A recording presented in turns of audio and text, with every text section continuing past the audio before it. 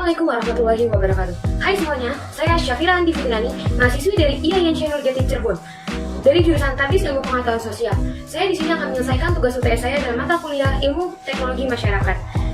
Sebelum saya menjelaskan materi inti saya ingin bertanya dong sama kalian semua yang menonton video ini. Kalian tahu nggak sih sejak kapan sejarah perkembangan teknologi ini? Ya, sejarah perkembangan teknologi muncul semenjak adanya spesies manusia di muka bumi. Jejak-jejak dan peralatan dan teknologi yang dimiliki manusia sejak awal ditemukan lalu direkonstruksikan secara historis dan kemudian dianalisa berkaitan dengan perkembangan manusia dan teknologi. Sejarah teknologi manusia dimulai dari hal sangat sederhana seperti peribahasa dan pembuatan perkakas dari batu hingga yang sangat rumit yaitu komputer. Istilah teknologi pertama kali muncul di abad ke-17 digunakan dalam diskusi tentang seni terapan di zaman modern. Kita tentunya tidak terlalu asing dengan istilah teknologi. Banyak yang mengartikan bahwa teknologi adalah alat atau mesin yang berhubungan dengan tenaga listrik. Ahli antropologi Lewis H. Morgan menjelaskan bahwa perkembangan teknologi merupakan salah satu faktor utama dalam perkembangan peradaban manusia, sehingga rekonstruksi sejarah dan perkembangan teknologi manusia dapat dilakukan melalui lini masa di mana perkembangan peradaban manusia itu sendiri. Lini masa tersebut dapat dibagi menjadi beberapa bagian, kemudian berkaitan dengan teknologi atau peralatan yang baru di zaman tersebut. Selain itu, peningkatan produktivitas ekonomi mengindikasikan adanya suatu teknologi atau peralatan baru yang ditemukan pada suatu peradaban. Sehingga data historis dari peningkatan produktivitas ekonomi dapat dikaitkan dengan ditemukan suatu alat atau teknologi baru. Teknologi prasejarah memiliki 3 zaman, yaitu ada zaman batu, zaman perunggu, dan zaman besi. Saya akan menjelaskan tentang zaman batu dulu. Pada zaman ini manusia beraktivitas terbatas dengan berburu. Karena kehidupan umumnya mereka masih berpindah-pindah, sehingga perkakas atau peralatan yang digunakan manusia pada zaman ini sangatlah kurang untuk beraktivitas. Dan peralatan pada zaman ini terbuat dari batu dan tulang, seperti di samping saya ini. Dan setiap peralatan ini sudah memiliki kegunaannya masing-masing, seperti ada kegunaan dengan menebang pohon, menguliti hewan, dan berburu. Sebelum munculnya spesies manusia modern, manusia purba juga telah diketahui memanfaatkan batu untuk menjadi peralatan kehidupannya mereka. Bukti nyata dalam 2,5 tahun yang lalu, perkakas yang terbuat dari batu ditemukan di Ethiopia. Di zaman ini, manusia juga telah mengenali api, meskipun mereka hanya memanfaatkan sebagai senjata untuk menghadapi makhluk lain atau hewan buruan. Di zaman batu ini ditandai dengan perkakas seperti kapak genggam, dan metode pembuatannya pun masih sangat sederhana di Indonesia. Kapak genggam ditemukan di daerah Pacitan, Jawa Timur, Kalianda, Sumatera, dan Awak Bakal, Kalimantan. Kita klik yang kedua, zaman perunggu. Ya, di zaman perunggu ini manusia mulai memanfaatkan logam bagi kepentingan manusia sendiri. Ada 2 teknik pengelolaan perunggu yaitu teknik kecil bredu, yang dimana teknik ini dilakukan dengan metode bentuk benda yang dihendaki dari lilin.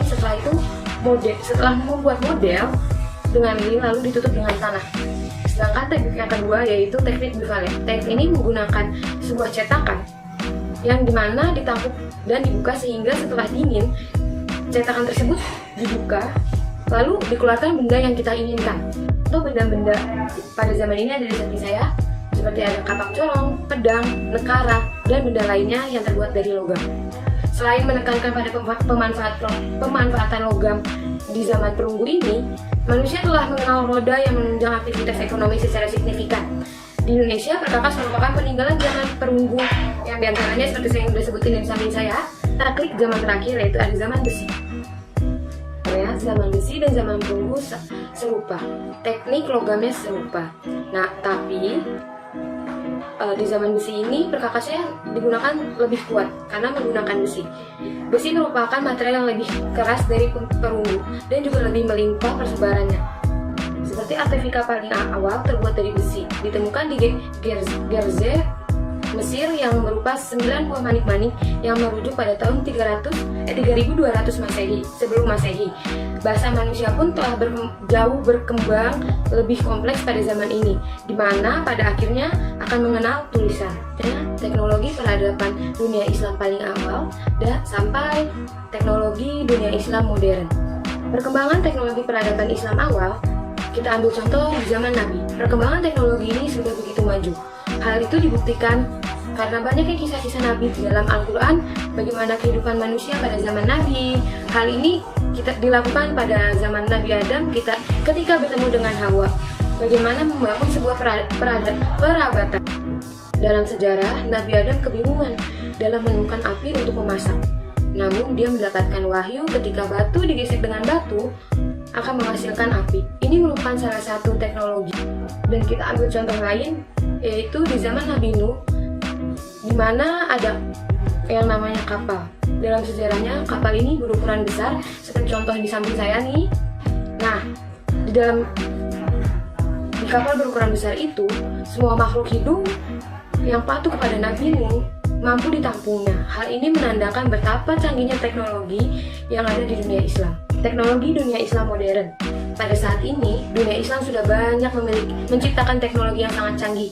Mereka sudah mampu memanfaatkan nuklir sebagai sumber energi. Selain itu, tidak mau kalah dengan dunia barat, dunia Islam juga mampu menciptakan pesawat terbang yang sangat canggih. Dilihat dari teknologi perang, dunia Islam juga sangat canggih. Ini merupakan penyempurnaan teknologi dari masa lampau. Teknologi dunia Islam sudah berkembang dari manusia pertama dan terus mengalami penyempurnaan dari zaman ke zaman. Kemajuan teknologi pada zaman sekarang sangat erat berkaitan dengan teknologi masa lampau. Di zaman teknologi dunia Islam modern ini, seperti di samping ini ada contohnya, ada pesawat, ada nuklir sebagai sumber energi manusia zaman sekarang. Dan yang terakhir, perkembangan teknologi pada abad ke-20. Pada zaman ini, para ilmuwan mencoba menciptakan dan menemukan teknologi yang dapat menunjang kehidupan manusia. Banyak penemuan-penemuan baru seperti nuklir, sinar laser, satelit, pesawat luar angkasa, hingga radar adalah beberapa mahakarya yang berhasil dibuat pada abad ke-20. Kemajuan teknologi di zaman ini membawa peradaban dunia menuju era globalisasi. Di era ini, segala efektivitas dan efisien pengguna teknologi terus disempurnakan. Tujuan utama dari globalisasi adalah mengintegrasikan seluruh kehidupan masyarakat di dunia, di mana setiap individu dapat berhubungan dengan yang lain tanpa mengenal jarak. Globalisasi mencoba menawarkan kemudahan dalam mendapatkan informasi menggunakan teknologi internet yang terus diperkembangkan sehingga saat ini. Perkembangan teknologi abad 20 merupakan salah satu pendorongnya munculnya globalisasi. Kemajuan teknologi adalah salah satu faktor pendorongnya globalisasi. Mungkin sekian penjelasan saya tentang materi ini. Saya pribadi memohon maaf jika ada kekurangan atau kesalahan kata dalam menjelaskan materi ini. Wassalamualaikum warahmatullahi wabarakatuh.